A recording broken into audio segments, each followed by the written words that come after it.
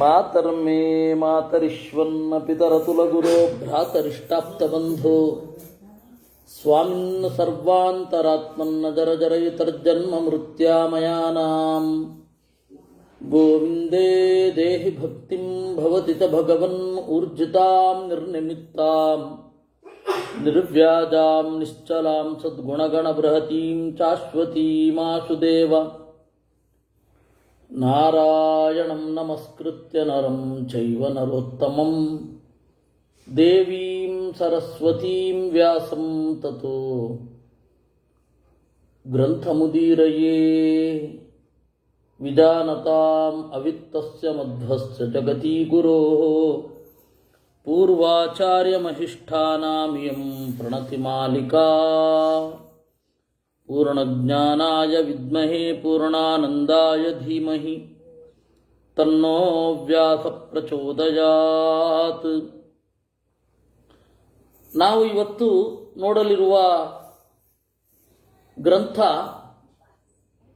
ಗೀತಾ ತಾತ್ಪರ್ಯ ಮತ್ತು ಗೀತಾ ಭಾಷ್ಯ ಅಂತ.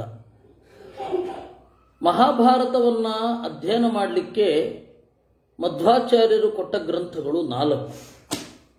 ಒಂದು ಮಹಾಭಾರತ ತಾತ್ಪರ್ಯ ನಿರ್ಣಯ, ಇನ್ನೊಂದು ಮಹಾಭಾರತ ತಾತ್ಪರ್ಯ, ಅದನ್ನು ಇವತ್ತು ಬಹಳಷ್ಟು ಜನ ಯಮಕ ಭಾರತ ಅಂತ ಕರೆದು ಬಿಡ್ತಾರೆ.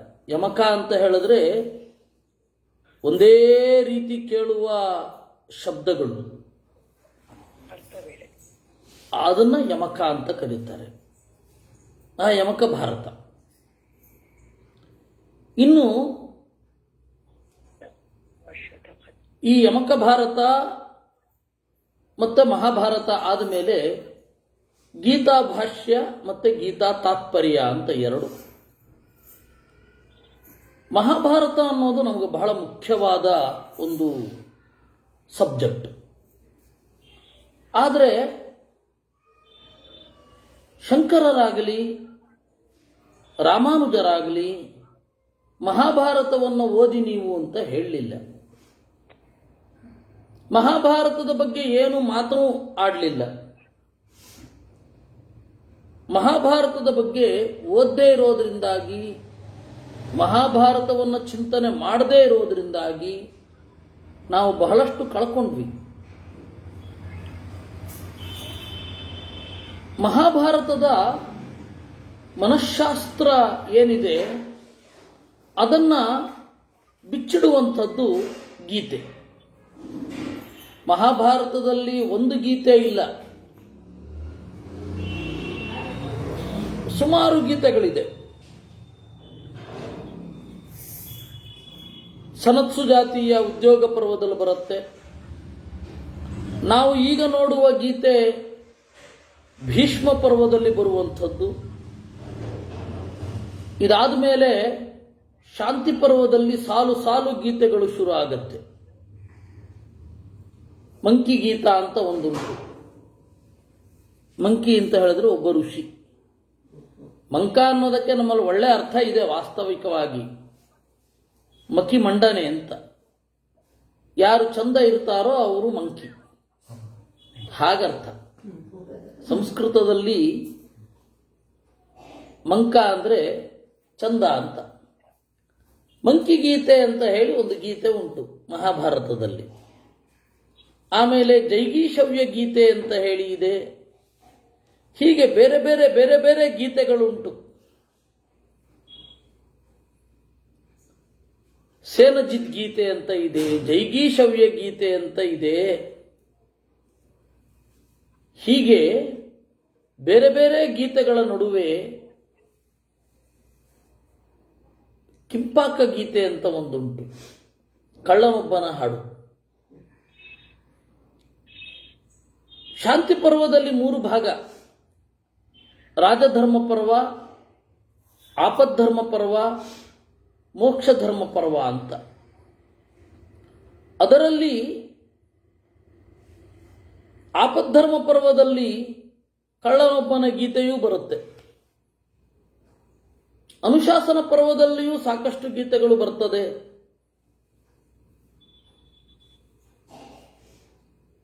ಆಮೇಲೆ ಅಶ್ವಮೇಧಿಕ ಪರ್ವದಲ್ಲಿ ಅನುಗೀತೆ ಅಂತ ಬರುತ್ತೆ. ಕೃಷ್ಣ ಅವನ 71ನೇ ವಯಸ್ಸಿನಲ್ಲಿ ಹೇಳಿದ ಗೀತೆ. ಭಾಗವತದಲ್ಲಿ ಆ ಕೃಷ್ಣ 104ನೇ ವರ್ಷದಲ್ಲಿ ಹೇಳಿದ ಗೀತೆ. ಅವನು 106ನೇ ವರ್ಷಕ್ಕೆ ಈ ಭೂಮಿಯನ್ನು ಬಿಡ್ತಾನೆ. 106 ವರ್ಷ 6 ತಿಂಗಳು. 104ನೇ ವರ್ಷಕ್ಕೆ ಉದ್ಧವನಿಗೆ ಹೇಳಿದ ಗೀತೆ ಏನಿದೆ ಅದು ಉದ್ಧವ ಗೀತೆ ಅಂತ. ಹೀಗೆ ಇಷ್ಟು ಗೀತೆಗಳಿದೆ. ಆ ಗೀತೆಗಳಲ್ಲಿ ಅತ್ಯಂತ ಪ್ರಧಾನವಾಗಿ ಎಲ್ಲರೂ ಪರಿಗಣಿಸಿ ಎಲ್ಲರೂ ಓದುವಂತಹ ಗೀತೆ ಭೀಷ್ಮ ಪರ್ವದಲ್ಲಿ ಹೇಳಿದ ಗೀತೆ. ಕೃಷ್ಣ ಮತ್ತೆ ಅರ್ಜುನರ ನಡುವೆ ನಡೆದ ಸಂಭಾಷಣೆ. ಅದನ್ನ ಸಂಜಯ ಧೃತರಾಷ್ಟ್ರನಿಗೆ ಹೇಳ್ತಾರೆ. ಸಂಜಯ ಹೇಳೋ ಕ್ರಮನೂ ಕೂಡ ನಾವು ಗಮನಿಸಬೇಕಾದದ್ದು. ಮೊದಲ ರಣರಂಗದಿಂದ ಪತ್ರಕರ್ತನಾಗಿದ್ದವನು.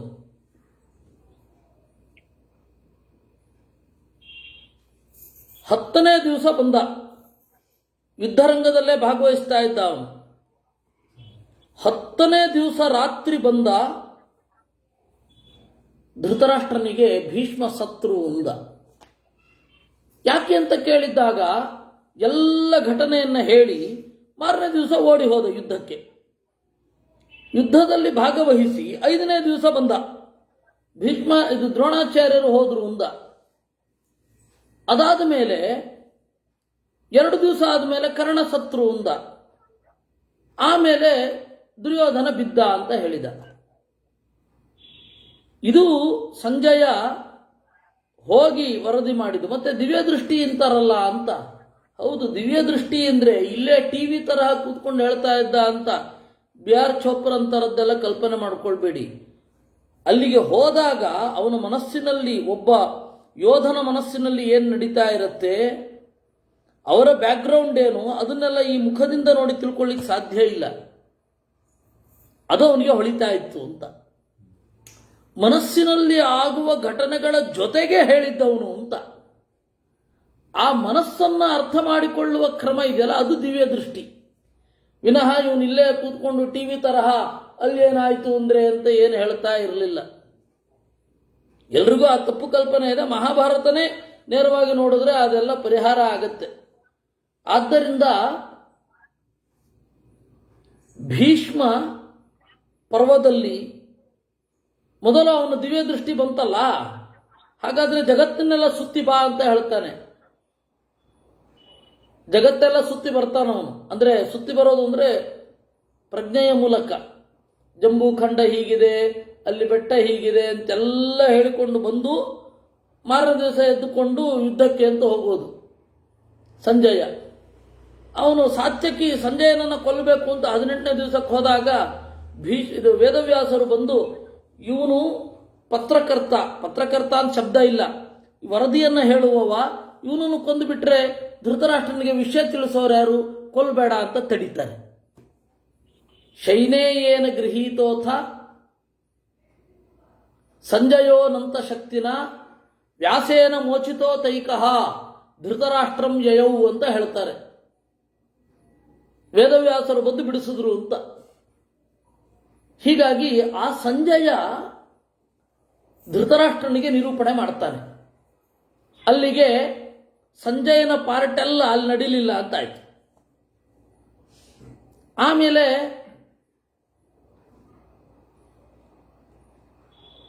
ಸಂಜಯ ಅಲ್ಲಿಗೆ ಹೋದ, ಇಲ್ಲಿಗೆ ಬಂದ. ಈ 1ನೇ ಅಧ್ಯಾಯ ಇಡೀ ಗೀತೆ ಒಳಗಡೆ ಸೇರಿದ್ದಲ್ಲ, ಅದೇನಿದ್ರು ಹೊರಗಡೆ. 700 ಶ್ಲೋಕಗಳಲ್ಲಿ ಏನು ಇದೆ ಅದು ಒಂದು 20 ನಿಮಿಷದ ಸಂಭಾಷಣೆ ಅಷ್ಟೇ. ಕೃಷ್ಣನಿಗೆ ಮತ್ತೆ ಅರ್ಜುನನಿಗೆ ನಡೆದ 20 ನಿಮಿಷಗಳ ಸಂಭಾಷಣೆ, ಅದಕ್ಕಿಂತ ಜಾಸ್ತಿ ಇಲ್ಲ. ನಾವೇನು ಅನ್ಕೊಂಡ್ಬಿಟ್ಟಿದ್ದೀವಿ, ಮೊದಲಿಂದ ಹೇಳ್ತಾ ಇದ್ದ ಅಂತ. ಅಶೋಚ್ಯಾನ್ ಅನ್ವಶೋಚಸ್ತಂ ಅಂತ ಯಾರಾದರೂ ಹೇಳ್ತಾ ಕೊಡ್ತಾರ? ಅದು ಶ್ಲೋಕ ರೂಪದಲ್ಲಿಯೂ ಇರಲಿಲ್ಲ, ಗದ್ಯ ರೂಪದಲ್ಲಿ ಇದ್ದದ್ದು. ಇದನ್ನು ಮಧ್ವಾಚಾರ್ಯರು ನಿರೂಪಣೆ ಮಾಡ್ತಾರೆ. ಈ ನಿಜಲಿಂಗಪ್ಪ ಅಂತ ಹೇಳಿ ಒಬ್ಬರು ಚೀಫ್ ಮಿನಿಸ್ಟರ್, ಇದು ಹೌದು CM, ಕರ್ನಾಟಕದ ಚೀಫ್ ಮಿನಿಸ್ಟರ್ ಒಬ್ಬರು ಇದ್ರು. ಅವರು ಹೇಳ್ತಾ ಇದ್ರು, ಅದು ಹೆಂಗ್ರಿ ಸಾಧ್ಯ ಆಗತ್ತೆ, ಗೀತೆ ಯುದ್ಧರಂಗದಲ್ಲಿ ಹೇಳ್ತಾ ಕೂತ್ರೆ ನನಗೆ ಹೇಳಲಿಕ್ಕೆ ಅವ್ರು ಹೇಳಿದ್ದು ತರ್ಕ, ನನಗೆ ಹೇಳಲಿಕ್ಕೆ 3 ಗಂಟೆ ಬೇಕಾಗತ್ತೆ, ಇನ್ನು ಯುದ್ಧರಂಗದಲ್ಲಿ 3 ಗಂಟೆ ಮಾತಾಡ್ತಾ ಇದ್ರೆ ಬಂದು ಕೊಂದುಬಿಡಲ್ಲೇನು ಅಂತ. 3 ಗಂಟೆ ಬೇಕಾಗೋದು ನಿಮಗೆ ಒಂದು. ಎರಡನೆಯದ್ದು, ರಥದಲ್ಲಿ ಬಂದ, ಕೆಳಗಡೆ ಹಾಕಿದ, ಅದನ್ನೆಲ್ಲ ಹೇಳ್ತಾ ಕೊಡ್ತಾರೆ ಯಾರಾದರೂ, ಹಾಕೋದಷ್ಟೇ. ಅದನ್ನು ವೇದವ್ಯಾಸರು ನಮಗೆ ಕೊಟ್ಟದ್ದು. ಕೃಷ್ಣ ಹಾಗೂ ಅರ್ಜುನರ ನಡುವೆ ಏನು ಸಂವಾದ ಆಯಿತು, ಆ ಸಂವಾದದ ಹಿನ್ನೆಲೆ ಮುನ್ನೆಲೆಗಳನ್ನು ಶ್ಲೋಕಬದ್ಧವಾಗಿ ನಮಗೆ ಕೊಟ್ಟದ್ದು ವೇದವ್ಯಾಸರು. ಅದನ್ನು ಮಧ್ವಾಚಾರ್ಯರು ಸ್ಪಷ್ಟವಾಗಿ ಹೇಳ್ತಾರೆ. ಯದ್ಯಪಿ ಏಷ ಶಂಕ ಅರ್ಜುನಸ್ಯ ನಾಸ್ತಿ. ಎಷ್ಟೋ ಸಂಗತಿಗಳು ಅರ್ಜುನನಿಗೆ ಶಂಕೆಯೇ ಇರೋದಿಲ್ಲ.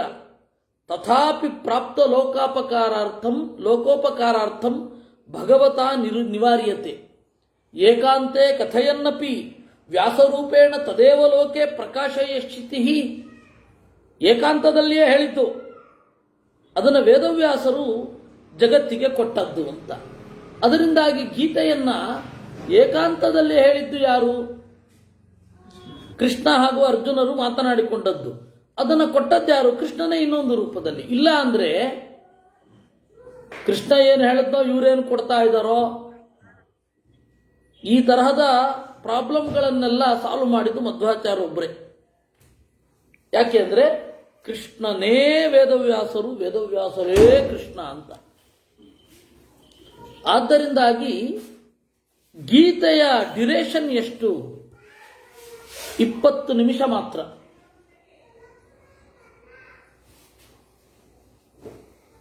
ವಿಶ್ವರೂಪ ದರ್ಶನ ಅರ್ಜುನನಿಗೆ ಮೊದಲು ಬೇಕಾಷ್ಟು ಬಾರಿ ಆಗಿದೆ, ಇದೂ ಒಂದು ಬಾರಿ ಆಯಿತು. ಅರ್ಜುನ ದಡ್ಡ ಅಲ್ಲ ಅಂದ್ರು ಆಚಾರ್ಯರು. ಯಾಕೆ ಅಂದ್ರೆ ಅಲ್ಲಿ ಕಡೆಯಲ್ಲಿ ಹೇಳೋದು ನಷ್ಟೋ ಮೋಹ ಸ್ಮೃತಿರ್ಲಬ್ಧ, ನೆನಪಾಯಿತು ಅಂತ. ಗೊತ್ತಿಲ್ಲದೆ ಇರೋ ವಿಚಾರ ನೆನಪಾಯಿತು ಅಂತ ಯಾರಾದರೂ ಹೇಳ್ತಾರಾ? ಯಾರು ಹೇಳೋಲ್ಲ. ಹಾಗಾದ್ರೆ ಅರ್ಜುನ ಜ್ಞಾನಿ. ಹಾಗಾದ್ರೆ ಜ್ಞಾನಿಯಾಗಿ ಯಾಕೆ ಕೇಳಿದ ಅಂದ್ರೆ ಮರಿಬಾರದು ಅಂತುಂಟ? ಎಂತಹ ಜ್ಞಾನಿಯಾದರೂ ಆ ಪ್ರಸಂಗ ಬಂದಾಗ ಏನೋ ಮರೆವು ತವಕ ತಲ್ಲಣಗಳು ಹಾಗೇ ಆಗತ್ತೆ. ಅದಂತಾನೆ ದೇವರು ಪರಿಹಾರ ಮಾಡಿದ್ದು. ಹೀಗಾಗಿ ಗೀತೆ ಅನ್ನೋದು ಆ ಕ್ಷಣದ ಪ್ರಾಡಕ್ಟ್ ಅಲ್ಲ.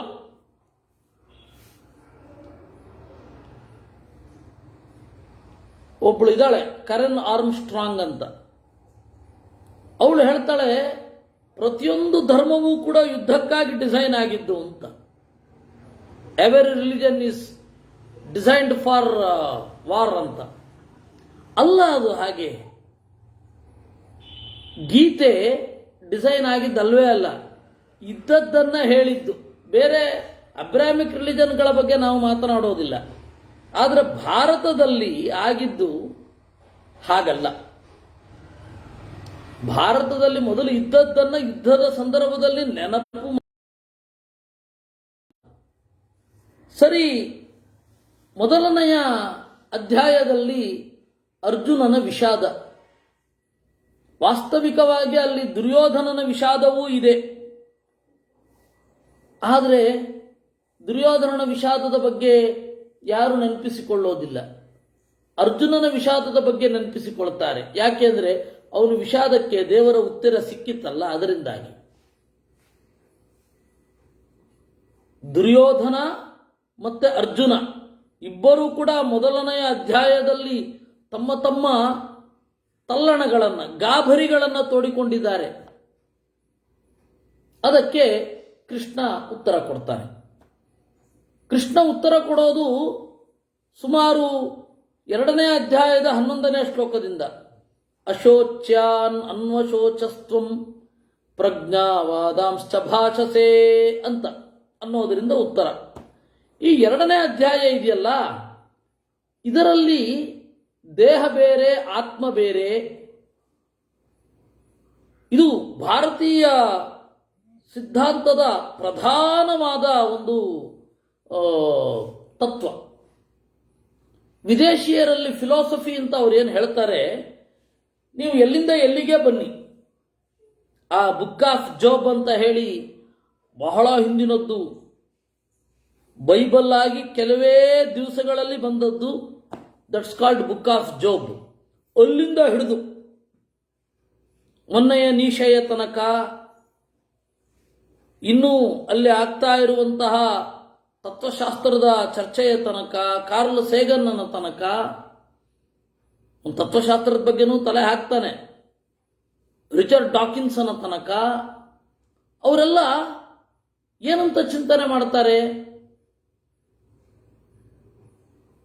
ದೇಹವನ್ನು ಇಟ್ಟುಕೊಂಡೇ ಚಿಂತನೆ ಮಾಡೋದು.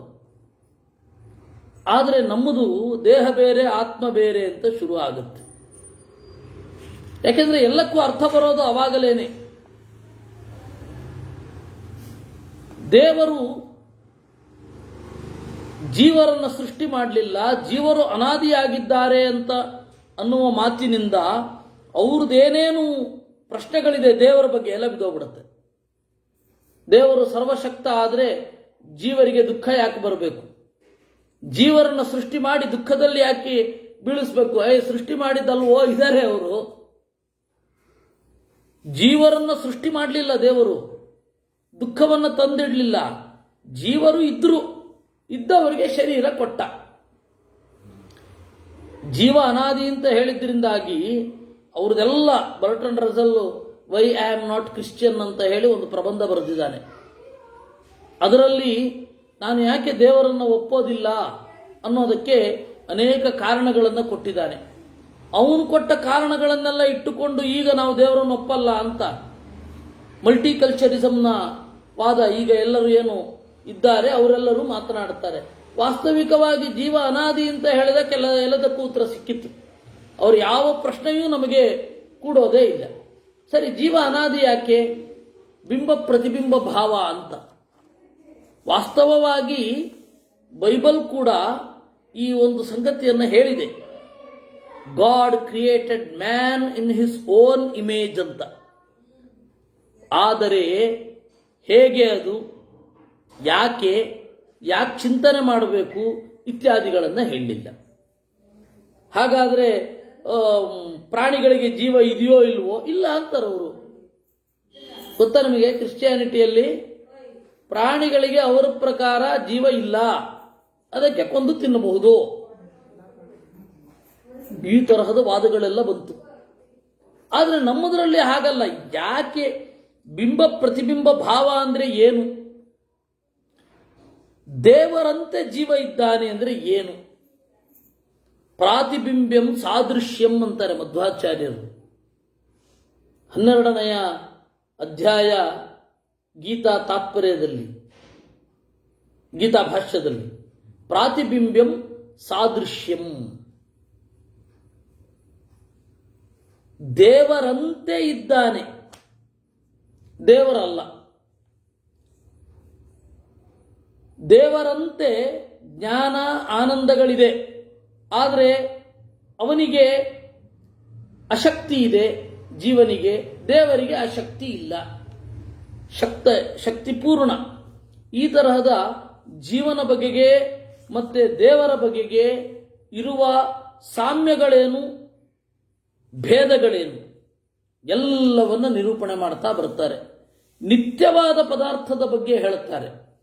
ಈ ನಿತ್ಯ ಅನ್ನುವ ಒಂದು ಪದಾರ್ಥ ಇದೆಯಲ್ಲ, ಅದು ಬೇರೆಯವರಲ್ಲಿ ಈ ಕಾನ್ಸೆಪ್ಟ್ ಇಲ್ಲ. ನಿತ್ಯದ ಬಗ್ಗೆ ತಲೆನೇ ಕೆಡಿಸ್ಕೊಳ್ಳೋದಿಲ್ಲ. ನಿತ್ಯ ಅಂದ್ರೆ ಏನು? ಅವ್ರು ನಿತ್ಯದ ಬಗ್ಗೆ ತಲೆಯೇ ಇಲ್ಲ. ಇವಾಗ ಬೈಬಲ್ ನಿತ್ಯವೋ ಅನಿತ್ಯವೋ ಅಂತ ಕೇಳಿದ್ರೆ ಅವ್ರಿಗೆ ಹೊಸ ಪ್ರಶ್ನೆ. ಖುರಾನ್ ನಿತ್ಯವೋ ಅನಿತ್ಯವೋ ಅಂತ ಕೇಳಿದ್ರೆ ಹೊಸ ಪ್ರಶ್ನೆ. ನಮಗೆ ವೇದ ನಿತ್ಯವೋ ಅನಿತ್ಯವೋ ಅಂತ ಕೇಳಿದ್ರೆ ನಿತ್ಯ ಅಂತೀವಿ. ನಿತ್ಯಾನಿತ್ಯ ವಸ್ತು ವಿವೇಕದ ಬಗ್ಗೆ ಅವ್ರಿಗೆ ಗಮನವೇ ಹರಿದಿಲ್ಲ. ಯಾಕೆ ಅಂದ್ರೆ ಅವರ ಫಿಲಾಸಫಿ ಅಷ್ಟು ಕನ್ಸ್ಟ್ರೈಂಟ್ ಆಗಿ ಇರೋದು. ಆದರೆ ನಮ್ಮದು ಚೆನ್ನಾಗಿದೆ, ತಿಳ್ಕೊಳ್ಳೋರಿಲ್ಲ, ತಿಳಿಸೋರಿಲ್ಲ. ಅವ್ರದ್ದು ಚೆನ್ನಾಗಿಲ್ಲ, ಪ್ರಚಾರ ಇದೆ, ತಿಳಿಸೋರಿದೆ. ಇಲ್ಲ, ಅದೊಂದು ದೇವರ ಸಂಕಲ್ಪ. ಇಲ್ಲಿಯೂ ಕೂಡ ಬಹಳ ಸಜ್ಜನರು ಇದನ್ನು ತಿಳ್ಕೊಳ್ಬೇಕು ಅಂತ ಹೇಳಿ ಕಾತರರಾಗಿರ್ತಾರೆ. ಅದಕ್ಕಾಗಿ ಅವರು ಇದನ್ನ ಕೇಳಲಿಕ್ಕೆ ಅಂತ ಕೂಡ್ತಾರೆ. ಅವರನ್ನು ದೇವರು ಪರಿಗ್ರಹಿಸ್ತಾನೆ, ಇದರ ಬಗ್ಗೆ ಯಾವುದೇ ಸಂದೇಹ ಬೇಡ. ಅದನ್ನೇ ಕೃಷ್ಣ ಹೇಳ್ತಾನೆ, ಈ ದಾರಿಯಲ್ಲಿ ಒಂದು ಹೆಜ್ಜೆ ತೊಳೆದ್ರೂ ಸಾಕು, ನಾನು ನಿಮ್ಮನ್ನ ಕಾಪಾಡಿಯೇ ಕಾಪಾಡ್ತೇನೆ ಅಂತ ಹೇಳ್ತಾನೆ. ದೇವರದ್ದೇ ಮಾತು, ದೇವರ ದೂತನೋ ಇನ್ಯಾರದೋ ಅಲ್ಲ, ಸೀದಾ ದೇವರದ್ದೇ ಮಾತು. ಹೀಗಾಗಿ ನಮಗೆಲ್ಲರಿಗೂ ಅರ್ಜುನನ ಮೂಲಕ ಕೊಟ್ಟ ಭರವಸೆ ದೇವರದ್ದು. ಈ ನಿತ್ಯಾನಿತ್ಯ ವಸ್ತು ವಿವೇಕ, ನಿತ್ಯ ಪದಾರ್ಥ, ಅನಿತ್ಯ ಪದಾರ್ಥ ಮೊದಲಾದವುಗಳನ್ನು ಹೇಳ್ತಾ ಈ ಪ್ರಚಲಿತ ಧರ್ಮ, ಅವರವರ ಕರ್ತವ್ಯ, ಯುದ್ಧ ಮೊದಲಾದವುಗಳನ್ನು ಹೇಗೆ ಮಾಡಬೇಕು, ಯಾಕೆ ಮಾಡಬೇಕು, ಅವರವರ ಕರ್ತವ್ಯವನ್ನು ಯಾಕೆ ಮಾಡಬೇಕು. ನಮ್ಮಲ್ಲಿ 4 ಕಾನ್ಸೆಪ್ಟ್ ಇದೆ. ಬ್ರಹ್ಮಚರ್ಯ ಅಂತೇವೆ. ಬ್ರಹ್ಮಚರ್ಯ ಕಳೆದು ಗೃಹಸ್ಥ, ಗೃಹಸ್ಥ ಆದಮೇಲೆ ವಾನಪ್ರಸ್ಥ, ಸನ್ಯಾಸ. ಅದು ವಾನಪ್ರಸ್ಥ ಮತ್ತು ಸನ್ಯಾಸ ಆಪ್ಷನಲ್, ಗೃಹಸ್ಥನೂ ಆಪ್ಷನಲ್. ಆದರೆ ಬ್ರಹ್ಮಚರ್ಯದಲ್ಲಿ ಇರಲೇಬೇಕು. ಒಂದು ಯಾವುದು ಬೇಡ, ಯಾವುದರಲ್ಲೂ ಇಲ್ಲದೆ ಇರಲಿಕ್ಕಾಗಲ್ಲ, ಯಾವುದೋ ಒಂದರಲ್ಲಿ ಇರಬೇಕು. ಈ ಗೃಹಸ್ಥ, ಸನ್ಯಾಸ, ವಾನಪ್ರಸ್ಥ ಇವುಗಳಲ್ಲಿ ಇವನು ಸಂಚಾರ ಮಾಡಬೇಕು, ಮಾಡಿ ದೇವರ ಹತ್ರ ಸಾಗಬೇಕು. ಈ ಒಂದು 4 ಅಂತನ್ನುವ ಕಲ್ಪನೆ ಇದೆಯಲ್ಲ, ಅದು ಅವ್ರಿಗೂ ಅರ್ಥವೇ ಆಗಲ್ಲ. ಇದು ಆಶ್ರಮ ಅಂತ. ಇನ್ನು ವರ್ಣ, ವರ್ಣ ಅಂತ ಹೇಳಿದ್ರೆ ಆಳುವವರೊಬ್ಬರು, ಅರಿವಿನಿಂದ ಬದುಕುವವರೊಬ್ಬರು, ವ್ಯಾಪಾರ ಮೊದಲಾದವುಗಳನ್ನು ಮಾಡುವವರು, ಇವರೆಲ್ಲರಿಗೂ ಸೇವೆ ಮಾಡುವವರು. ನೀವು ಏನೇ ವಿರೋಧ ಮಾಡಿದ್ರೂ ಈ 4 ವರ್ಗದ ಜನರನ್ನು ತೆಗೆದುಹಾಕಲಿಕ್ಕಾಗಲ್ಲ. ಸರ್ವಿಸ್ ಸೆಕ್ಟರ್ ಅಂತ ಇಂಗ್ಲೀಷಲ್ಲಿ ಹೇಳ್ತಾರೆ ಅವರು, ಬಿಸಿನೆಸ್ ಕ್ಲಾಸ್ ಅಂತ ಹೇಳ್ತಾರೆ. ನಾವು ಆಳುವವರು, ಅಡ್ಮಿನಿಸ್ಟ್ರೇಷನ್ ಭಾಗದಲ್ಲಿರುವವರು ಅಂತಾರೆ. ಇಲ್ಲ, ನಾವು ಅಕಾಡೆಮಿಕ್ ಅಂತ ಹೇಳ್ತಾರೆ. ಈ ತರಹ ಬಿಟ್ಟು ಬೇರೆ ಹೇಳಲಿಕ್ಕಾಗಲ್ಲ. ಈ 4 ತೆಗಿಲಿಕ್ಕಾಗಲ್ಲ. ಇಲ್ಲ, ಎಲ್ಲ ನಾಶ ಆಗಬೇಕು ಅಂತ ಹೇಳ್ತಾರೆ. ಅದಕ್ಕೆ ಒಬ್ರು ತಮಾಷೆ ಮಾಡ್ತಾ ಇದ್ರು, ಪಂಚಾಂಗವನ್ನು ಸುಟ್ಟು ಬಿಟ್ರೆ ನಕ್ಷತ್ರಗಳೆಲ್ಲ ನಾಶ ಆಗತ್ತೆ ಅಂತ ಕೆಲವರು ಅನ್ಕೊಂಡಿರ್ತಾರೆ ಅಂತ. ಆದರೆ ಈ ತರಹದ ವೇದವನ್ನ, ದೇವರ ಕಡೆಗೆ ಸಾಗುವ ವೇದವನ್ನ ತಪ್ಪಾಗಿ ಅರ್ಥ ಮಾಡಿಕೊಂಡವರು ಇದ್ದಾರೆ. ವೇದ ಅಂದ್ರೆ ಅವರ ಪಾಲಿಗೆ ಈ ಲೋಕದ ಭೋಗ ಭಾಗ್ಯಗಳನ್ನಷ್ಟೇ ಕೊಡುತ್ತೆ ಅಂತಾರೆ. ಅವರು ವೇದವನ್ನು ಸರಿಯಾಗಿ ತಿಳಿಯದವರು. ಅವರಿಂದ ಕೆಲವರು ಇದ್ದಾರೆ, ಅವರು ವೇದಕ್ಕೆ ಅರ್ಥ ಇಲ್ಲ ಅಷ್ಟೇ ಹೇಳ್ತಾರೆ, ನೋಡಿ ಅವರೇ ಹೇಳ್ತಾ ಇದ್ದಾರೆ ಅಂತ ಹೇಳ್ತಾರೆ. ಅವರ ಬುದ್ಧಿಯನ್ನು ಅವಲಂಬಿಸಿಕೊಂಡ್ರೆ ದೇವರನ್ನ ತಿಳಿಲಿಕ್ಕೆ ಆಗೋದಿಲ್ಲ. ವಾಸ್ತವಿಕವಾಗಿ ವೇದ ಇರೋದು ತ್ರೈಗುಣ್ಯ ವಿಷಯ ವೇದಾಹ, 3 ಗುಣಗಳ ಸಮಸ್ಯೆ ಏನಿದೆ ಅದನ್ನ ಪರಿಹಾರ ಮಾಡುತ್ತೆ ಅದು ಅಂತಂದ್ರು. ತ್ರೈಗುಣ್ಯ ವಿಷಂ ಯಾಪಯಂತಿ. ಹಾಗಾದ್ರೆ ಯಾರು ವೇದವನ್ನು ತೊರೆದು ಇರ್ತಾನೆ ಅವನಿಗೆ ಆ ಲೋಕದಲ್ಲಿ ಸುಖ ಸಿಗಲ್ಲ. ಯಾರು ವೇದವನ್ನು ಹಿಡ್ಕೊಂಡಿರ್ತಾನೆ ಅವನಿಗೆ ಈ ಲೋಕದಲ್ಲಿ ಸುಖ ಸಿಗಲ್ಲ. ಇಬ್ರು ಸಮಾನ ಆಯ್ತಲ್ಲ? ಇಲ್ಲ ಅಂತಾನೆ ದೇವರು. ಇಲ್ಲ, ಒಂದು ದೊಡ್ಡ ನದಿಯಲ್ಲಿ ಬಾವಿಯಿಂದ ಪಡೆಯುವ ಪ್ರಯೋಜನವನ್ನು ಪಡೆಯಬಹುದು. ಬಾವಿಯಲ್ಲಿ ಈಜಲಿಕ್ಕಾಗಲ್ಲ, ಆದರೆ ನದಿಯಲ್ಲಿ ಈಜಲೂಬಹುದು. ಬಾವಿಯ ನೀರನ್ನು ಕುಡಿಬಹುದು, ನದಿ ನೀರನ್ನು ಕುಡಿಬಹುದು. ಈ ತರಹ 2 ಪ್ರಯೋಜನಗಳನ್ನು ಪಡೆಯಬಹುದು ನನ್ನನ್ನು ತಿಳಿದುಕೊಳ್ಳಿಕ್ಕೆ ಶುರು ಮಾಡಿದರೆ. ಧರ್ಮಾರ್ಥ ಕಾಮ ಸರಿಯಾಯಿತು ಅಂದರೆ ಮೋಕ್ಷ ಸಿಕ್ಕೇ ಸಿಗತ್ತೆ. ಈ ರೀತಿ ಭರವಸೆ ಕೊಟ್ಟು ದೇವರು ಕರ್ಮಣ್ಯೇವಾಧಿಕಾರಸ್ಥೆ ಅಂತಾನೆ. ಫಲದ ಬಗ್ಗೆ ತಲೆ ಕೆಡಿಸ್ಕೊಳ್ಬೇಡ, ನಾನು ದೇವರು ಎಂದುಕೊಂಡು ಈ ಫಲ ಸಿಕ್ಕೇ ಸಿಗತ್ತೆ ಅಂತ ಅಂದುಕೊಳ್ಳಬೇಡ. ಹಾಗಂತ ಹೇಳಿ ಕರ್ಮ ಮಾಡದೆಯೂ ಇರಬೇಡ. ಈ ರೀತಿ ದೇವರು ದೇಹ ಬೇರೆ ಜೀವ ಬೇರೆ ಅನ್ನೋದನ್ನು ನಿರೂಪಣೆ ಮಾಡಿ ಈ ಪ್ರಜ್ಞೆಯಿಂದ ಏನು ಕೆಲಸ ಮಾಡಬೇಕು ಅನ್ನೋದನ್ನ ಹೇಳಿದ. ದೇವರನ್ನು ನೋಡಿದವ ಅಂತ ಇದ್ರೆ ಅವನು ಹೇಗಿರ್ತಾನೆ, ಉಳಿದ ಜೀವನದಲ್ಲಿ ಹೇಗಿರ್ತಾನೆ? ಯಾಕೆಂದ್ರೆ ನಮಗೆ ಜ್ಞಾನಿಗಳ ಬಗ್ಗೆ ರಮ್ಯವಾದ ಕಲ್ಪನೆಗಳೇ ಜಾಸ್ತಿ ಇದೆ. ಆ ರಮ್ಯವಾದ ಕಲ್ಪನೆಗೂ ವಾಸ್ತವಕ್ಕೂ ಡಿಫರೆನ್ಸ್ ಏನು? ಒಮ್ಮೆ ದೇವರನ್ನ, ಅದು ಮನುಷ್ಯರು ವಿದ್ಯುದ್ವನ್ ಮಾನುಷ ವಿದ್ಯುಹು ಅಂತಾರೆ. ಒಂದು ಮಿಂಚು ಟಕ್ಕ ಅಂತ ಹೀಗೆ ಹೋದ ಹಾಗೆ, ಹೇಗೆ ಇದು ಮಧ್ವಾಚಾರ್ಯರು ತೈತ್ತಿರಿಯ ಭಾಷ್ಯದಲ್ಲೇ ಹೇಳೋದು, ವಿದ್ಯುದ್ವನ್ ಮಾನುಷ ವಿದ್ಯುಹು, ಮನುಷ್ಯರಿಗೆ ಒಂದು ಮಿಂಚು ಬಂದು ಹೋದ ಹಾಗೆ. ಸೂರ್ಯಮಂಡಲವತ್ ಸುರಾಹ, ದೇವತೆಗಳು ಸೂರ್ಯಮಂಡಲದಂತೆ ದೇವರನ್ನ ಕಾಣುತ್ತಾರೆ. ಸೂರ್ಯನ ಬಿಂಬ ಸ್ಪಷ್ಟ ಕಾಣೋಲ್ಲ, ಬಿಸಿಲಿನ ಅನುಭವ ಚೆನ್ನಾಗಿರುತ್ತೆ. ಪ್ರತಿಬಿಂಬವಚ್ಚ ಗಿರೀಶ, ಬ್ರಹ್ಮದೇವರಿಗೆ ನೀರಿನಲ್ಲಿ ಪ್ರತಿಬಿಂಬ ಕಂಡ ಹಾಗೆ ದೇವರು ಕಾಣೋದು. ಬ್ರಹ್ಮ ಏನಂ ಪಶ್ಯತಿ ಸ್ಫುಟಂ, ಬ್ರಹ್ಮದೇವರು ಈ ರೀತಿ ನಿಮ್ಮ ಎಲ್ಲ 5Dನಲ್ಲಿ ಕಾಣ್ತೀರ, ನನಗೆ ನೀವು ನಿನಗೆ ನಾನು. ಆ ರೀತಿ ದೇವರನ್ನು ಕಾಣಬಲ್ಲವರು ಬ್ರಹ್ಮದೇವರು. ಹಾಗಾದರೆ ದೇವರು ಹೀಗೆ ಮಿಂಚಿ ಹೋಗಿರ್ತಾನಲ್ಲ, ಅವರು ಬಾಳ ಹೇಗಿರುತ್ತೆ? ಅದನ್ನು ಸ್ಥಿತಪ್ರಜ್ಞಸ್ಯ ಕಾ ಭಾಷಾ ಅಂತ ಅವರ ಲಕ್ಷಣವನ್ನು ಹೇಳ್ತಾ ಬರ್ತಾರೆ. ಹೆಚ್ಚು ದುಃಖಗಳಿರಲ್ಲ, ಹೆಚ್ಚು ಅಂಟೋದಿಲ್ಲ ಅಂತಿಲ್ಲ, ಅಂಟುತ್ತಾರೆ, ಹೆಚ್ಚು ಅಂಟೋದಿಲ್ಲ, ಹೆಚ್ಚು ಸಂಕಟ ಪಡಲ್ಲ. ಇದು ಬ್ರಾಹ್ಮಿ ಸ್ಥಿತಿ.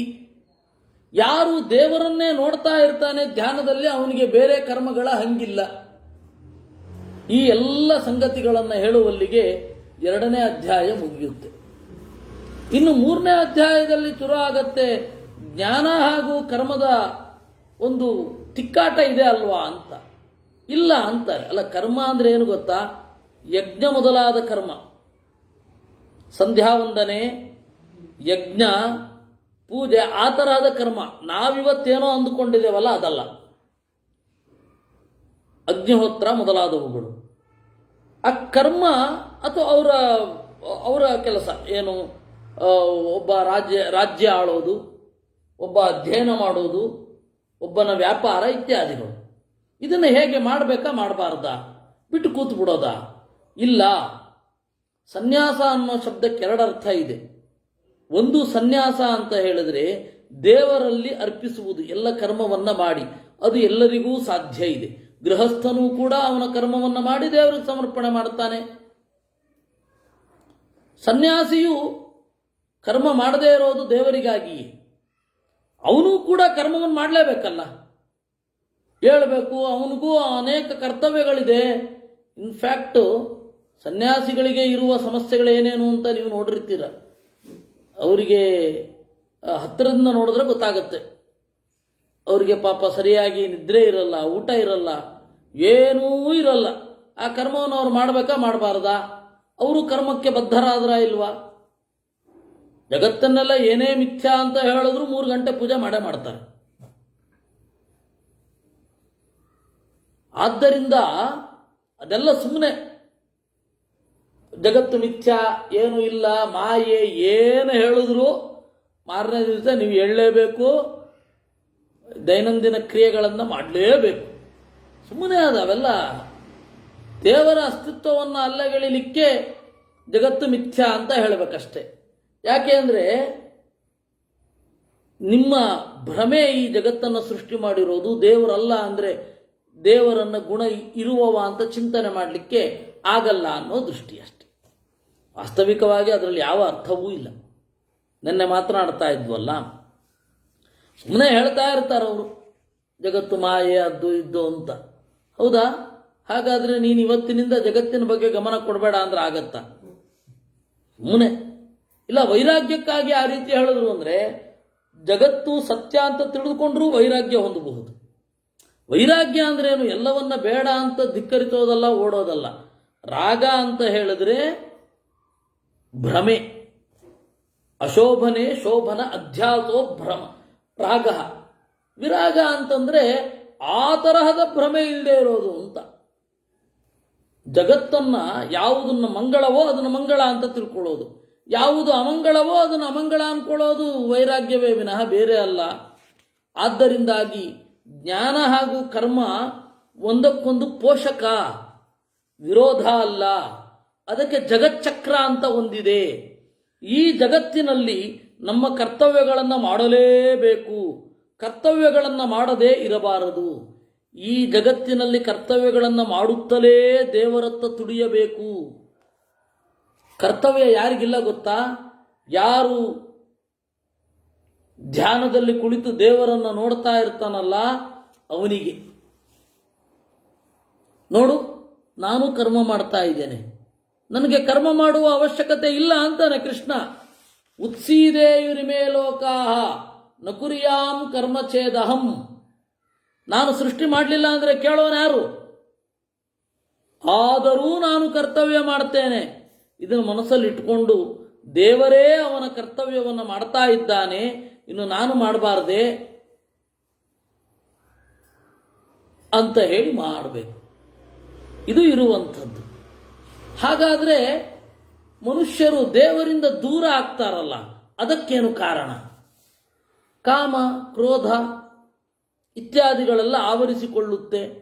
ಅದನ್ನ ತಿಳ್ಕೊಳ್ಬೇಕು ಅಂತಂದ್ರೆ ಇಂದ್ರಿಯದ ಬಗ್ಗೆ ತಿಳ್ಕೋ. ಇಂದ್ರಿಯಾಭಿಮಾನಿ ದೇವತೆಗಳು. ಈ ಇಂದ್ರಿಯಗಳೆಲ್ಲ ಯಾವುದು ಪ್ರಧಾನ ಅಂತಂದ್ರೆ ಜ್ಞಾನೇಂದ್ರಿಯ. ಓಡಾಡೋದು ಯಾಕೆ? ತಿಳ್ಕೊಳ್ಳಿಕ್ಕೆ ಅಲ್ವಾ? ಹೀಗೆ ದೂರ ಬರೋದು ಯಾಕೆ? ನೋಡ್ಲಿಕ್ಕೆ. ಏನೋ ನೋಡ್ಲಿಕ್ಕೆ ಹೋಗ್ತೀವಿ, ದೇಶಾಂತರ ಹೋಗ್ತೀವಿ, ದೇಶದಿಂದ ದೇಶಕ್ಕೆ ಹೋಗ್ತೇವೆ. ಯಾಕೆ? ಕಣ್ಣಿಗೆ. ಹೀಗಾಗಿ ಈ ಕರ್ಮೇಂದ್ರಿಯಗಳೆಲ್ಲ ಯಾಕಿರೋದು? ಜ್ಞಾನೇಂದ್ರಿಯದ ತೃಪ್ತಿಗಾಗಿ. ಜ್ಞಾನೇಂದ್ರಿಯವನ್ನು ನಿಯಂತ್ರಣ ಮಾಡೋದು ಯಾವುದು? ಮನಸ್ಸು. ಮನಸ್ಸನ್ನು ನಿಯಂತ್ರಣ ಮಾಡಿ ಸರಿತಪ್ಪುಗಳನ್ನು ತಿಳಿಯ ಹೇಳೋದು ಬುದ್ಧಿ. ಬುದ್ಧಿಗೆ ಆಸರೆ ಯಾವುದು? ನಾನು ಅನ್ನುವ ಪ್ರಜ್ಞೆ. ನಾನು ಅನ್ನುವ ಪ್ರಜ್ಞೆ ಎಲ್ಲಿ ಕೆಲಸ ಮಾಡಬೇಕು? ದೇಹದಲ್ಲಿ. ಈ ದೇಹ ಯಾರದು? ಪ್ರಕೃತಿಯದ್ದು. ಪ್ರಕೃತಿಯ ಸ್ವಾಮಿ ಯಾರು? ನಾರಾಯಣ. ಈ ಇಂದ್ರಿಯಗಳು ಒಂದಲ್ಲ, ಜ್ಞಾನೇಂದ್ರಿಯಗಳು, ಇಂದ್ರ ಮೊದಲಾದವರು. ಇಂದ್ರಿಯಕ್ಕಿಂತ ವಿಷಯ ದೊಡ್ಡದು. ಯಾಕೆಂದ್ರೆ ರೂಪವನ್ನು ನೋಡಲಿಕ್ಕೆ ನಾವು ಸಾವಿರಾರು ಮೈಲು ಪ್ರಯಾಣ ಮಾಡುತ್ತೇವೆ. ನಯಾಗರ ಜಲಪಾತವನ್ನು ನೋಡಲಿಕ್ಕೆ ಎಷ್ಟು ಕಷ್ಟಪಟ್ಟುಕೊಂಡು ಹೋಗ್ತೀವಿ. ಹಾಗಾದರೆ ಕಣ್ಣಿಗಿಂತ ವಿಷಯ ದೊಡ್ಡದು.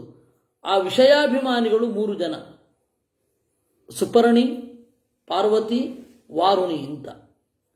ಅಲ್ಲಿ ಎದುರುಗಡೆ ಇದ್ರೂ ನನಗೆ ನೋಡಬಾರದು ಅಂತ ಮನಸ್ಸು ಬಂದರೆ ನೋಡೋದೇ ಇಲ್ಲ ನಾನು. ನಿನ್ನನ್ನು ಕೇಳಬಾರದು ಅಂತ ಮನಸ್ಸು ಬಂತು ಅಂದರೆ ಕೇಳೋದೇ ಇಲ್ಲ ನಾನು.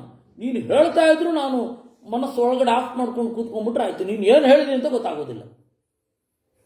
ಆ ಮನಸ್ಸಿನ ಅಭಿಮಾನಿ ಯಾರು? ಹಾಗಾದ್ರೆ ಇದಕ್ಕಿಂತ ಮನಸ್ಸು ದೊಡ್ಡದು. ಮನಸ್ಸಿನ ಅಭಿಮಾನಿ ಯಾರು? ಶಿವ. ಶಿವ, ಅವನ ಸಮ ಶೇಷ, ಗರುಡ. ಆಮೇಲೆ ಮನಸ್ಸು ಏನೋ ತಿಳ್ಕೊಂಡಿರುತ್ತೆ, ಅದನ್ನ ತಿದ್ದಿ ಸರಿಯಾಗಿ ಯೋಚನೆ ಮಾಡಿ ಬುದ್ಧಿ ಯೋಚನೆ ಮಾಡೋದು. ಅದಕ್ಕೆ ಅಭಿಮಾನಿನಿಯರು ಇಬ್ಬರು, ಭಾರತಿ ಮತ್ತು ಸರಸ್ವತಿ. ಆಮೇಲೆ ಅದಕ್ಕಿಂತ ದೊಡ್ಡವರು ನಾನು ಅನ್ನುವ ಪ್ರಜ್ಞೆ ಕೊಟ್ಟವರು ಬ್ರಹ್ಮ ಹಾಗೂ ವಾಯುದೇವರು. ಅವರು ಎಲ್ಲಿ ಕೆಲಸ ಮಾಡಬೇಕು? ಪ್ರಕೃತಿ.